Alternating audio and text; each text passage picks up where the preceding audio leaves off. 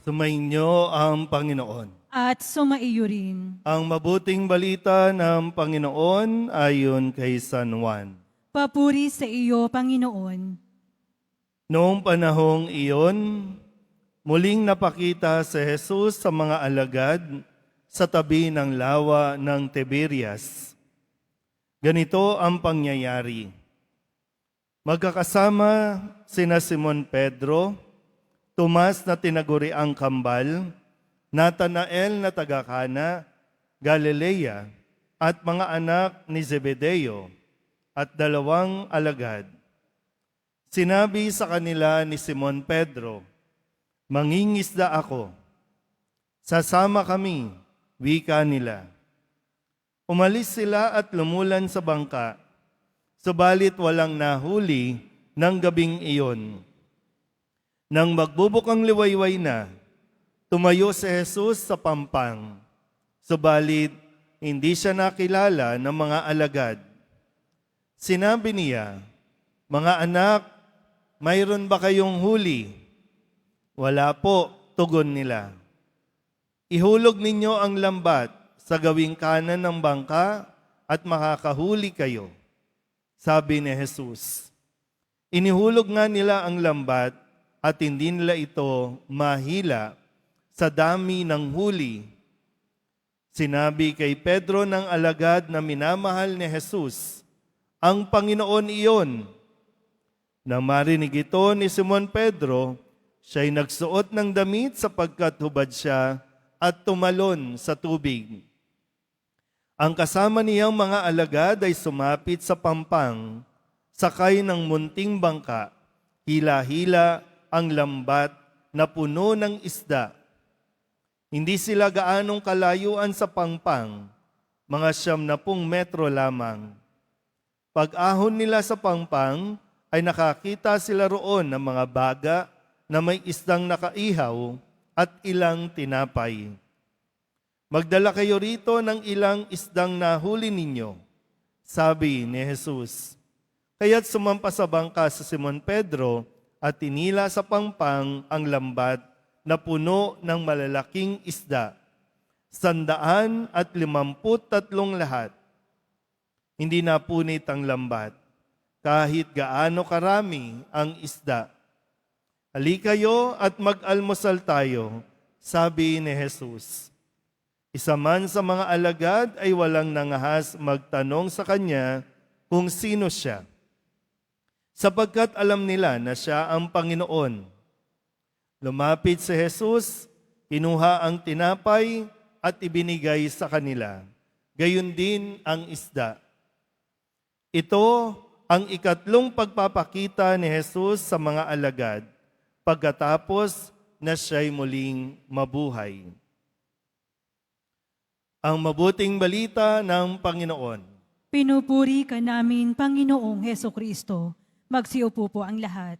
Isang magandang gabi po sa inyong lahat. Happy Easter po sa ating lahat. Palapakan natin ang Poong Jesus Nazareno. Ngayon po ay Biyernes at tayo po ay nasa loob ng 8 araw na pagdiriwang ng Pasko ng muling pagkabuhay. Hindi lang po ito natapos noong Linggo o nung salubong, kundi mayroon tayong tinatawag na octave. At pag sinabing octave, 8 araw na talagang pagninilayan natin muna ang kanyang muling pagkabuhay. Hindi naman agad-agad parang natatapos na, kundi yung paanyaya ay pagnilayan pa natin ng mabuti at unawaing mabuti ang mga mensahe na ibinibigay sa atin ng diwa ng kanyang muling pagkabuhay. So natunghayan po ninyo kung paano naging ganyan ang itsura ng Poong Nazareno ng kanyang pasanin ng krus at nang siya ay ipako at doon nang siya ay muling mabuhay. Sabihin nyo nga sa katabi ninyo, mabuhay ka naman. Ano ba, tulog na o ano? Pero meron kasing marami sa atin minsan, buhay ka pero hindi ka nabubuhay. Buhay ka pero malungkot, buhay ka pero ang dami mong alalahanin, buhay ka pero wala kang sigla. Kaya nawa, no? Namnamin natin mabuti, si Kristo hindi na natili sa kahirapan. Si Kristo hindi na natili sa libingan. Si Kristo ay muling nabuhay at siya ay nagbibigay ng buhay.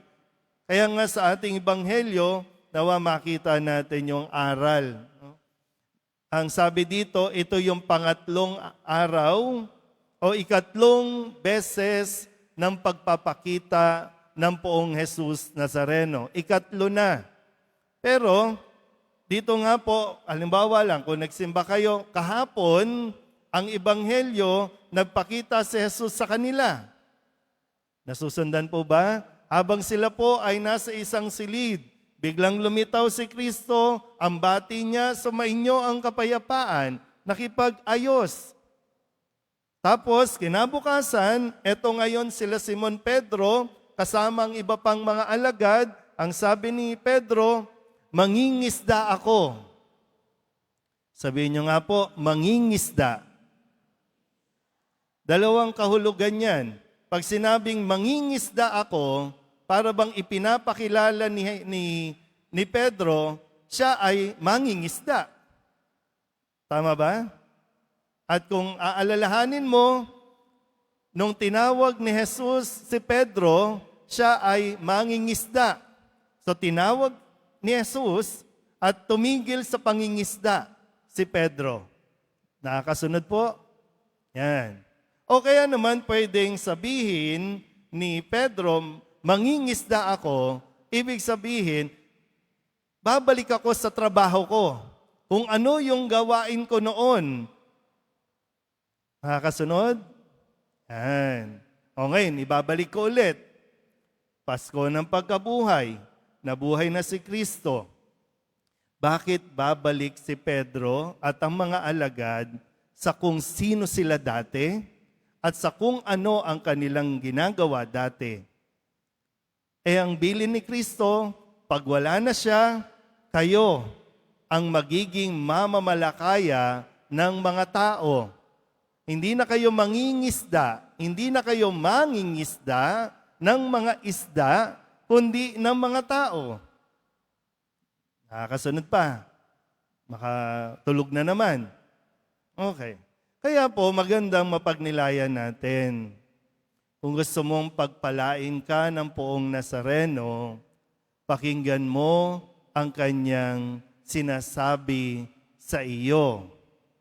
Sundan mo kung ano ang paraan ni Jesus na sinasabi sa iyo at hindi yung babalik tayo sa dati nating paraan.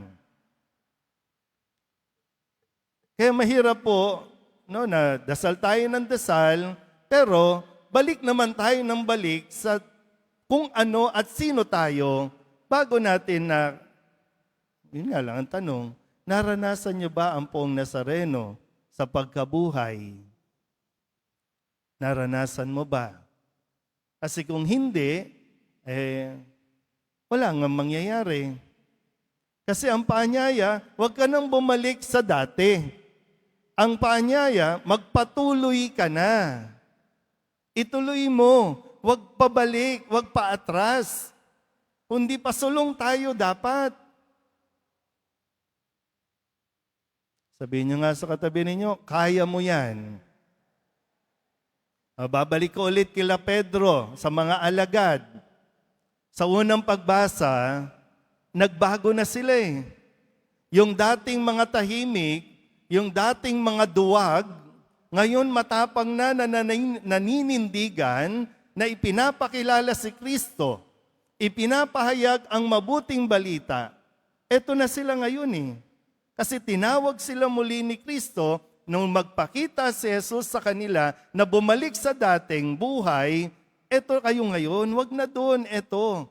Kaya nga nang sabihin, di ba, sabi magdamag, wala silang huli. Kasi yun yung paraan. Pero nung sinabi ni Jesus, ihulog nyo sa kanan. At sinunod nila, di ba? Napuno ng isda ang kanilang lambat. So kung gusto mo ng pagpapala, pakinggan mo ang Nazareno. Kaya mo yan. Harapin mo yung takot. Kasi dapat ngayon, mas matapang na tayo. Sabihin nyo nga ulit sa katabi ninyo, maging matapang ka. Hindi yung nakikipagsuntukan, hindi yung nakikipag-away, hindi yung nakikipagsabunutan, kundi maging matapang tayo sa pagharap at sa pagtupad ng ating responsibilidad. Kasi mahirap yung iyak tayo ng iyak, pagkatapos natin umiyak, babalik ka pa rin kasi alam mo yung natatakot ka, paano ko mabubuhay? Kasi ang inaasahan mo, naniniwala ka na kailangan kong bumalik sa taong hindi ko naman asawa para lang mabuhay.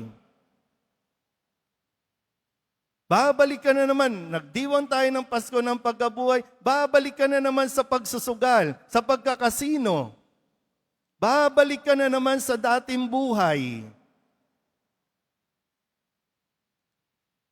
Babalik na naman tayo doon sa pagpili natin ng mga magnanakaw. Diba? Kaya nga, panawagan natin, di ba? Katoliko naman siguro itong mga may-ari ng mga oil companies.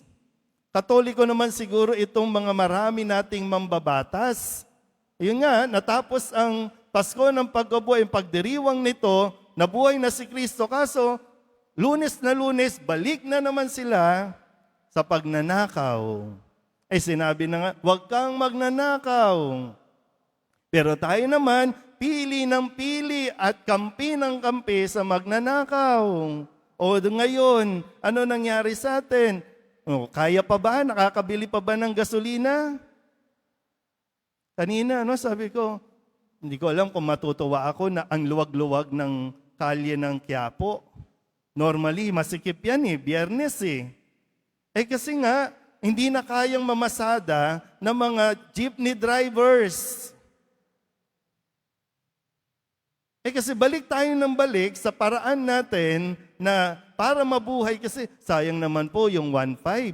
Isang araw lang yan. Tapos sabi ko, nasaan yung mga electric vehicle? Na gusto nilang ipalit sa jeep, pero wala din yung electric vehicle. Naintindihan? Gusto ng Diyos umayos ang buhay natin. Pero wala tayong ginagawang pagbabago. Pilit tayong namumuhay sa dati. Ngayon, affected tayo lahat. Hindi ko nga alam kung tama ba yung observation ko? Maswerte pa yung mga walang trabaho kasi may ayuda. Pero kayong mga nagtatrabaho, kailangan yung magbayad ng tax para may pang-ayuda. Hindi ko rin maisip, di ba? Hindi pa nakakabili ng gasolina kasi nga may gera, so may stock, pero 150 na. Kasi ang iniisip nila, pag nagbukas, bibili na sila. Bili mo yung kinukuha na agad, yung pambili. Naiintindihan niyo ba? Kasi hindi tayo pwedeng biba Nazareno, tapos wala tayong ginagawang pagbabago sa mindset, sa pag-iisip. Babagsak lang dito, Lord, pabagsakin mo, tag-1,000. Ganun ba? Sipagan mo. Mahirap yung ayuda lang ng ayuda. Mga mambabatas natin, walang maibigay na solusyon, kundi ayuda. Sinong nakikinabang ng ayuda? Pasensya na po kayo, Pero kasi, ang daming gulay ang nabubulok ngayon.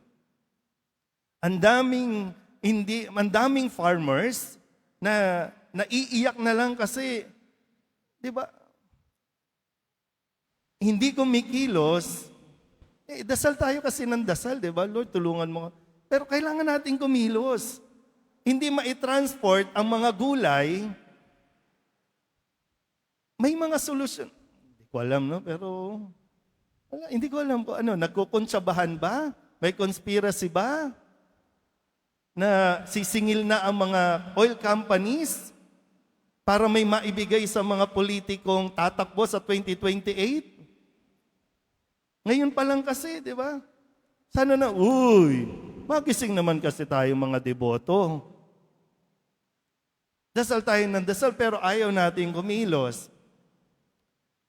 Sasabihin na, wala tayong makain, ang dami nga nating tinatapon ng mga biyaya ng Diyos. Mayroong pagkain, nabubulok na nga eh. Kaso ayaw nating kumilos na pwede namang magpadala ng mga truck-truck, sasakyan ng mga sundalo, ng mga pulis, kunin yan, itadilhin, kaya lang ayuda. Pera. Okay. Kanina ba? Balik yon. Ibibili nyo rin. Balik din sa kanila. Ay. Ano ba? Balik na lang ba sa libingan sa si Nazareno? Kasi hindi pa tayo namumulat eh. Pero yun nga lang, no? Talagang napakabuti ng Diyos kasi taon-taon gagawin natin ito hanggang sa mamulat ang bawat isa sa atin. Dahil kahit kailan, kahit ang tao nagpapabaya, kahit ang tao balik ng balik sa dati niyang pag-uugali, ang Nazareno patuloy pa rin na magpapakita para tayo bigyan ng kalakasan nang sa ganon mabuhay tayo ayon sa Panginoon. Sabihin nga ulit sa katabi, mabuhay ka na. Yan ang gusto ng Nazareno, mabuhay tayo, maging masaya tayo, mahirap mabuhay sa libingan, mahirap mabuhay sa kadiliman. Kaya sana po, muli no, magdasal tayo ng mabuti, magtulong-tulong tayo, at makiisa tayo sa kung paano maiaahon ang bawat isa. Amen?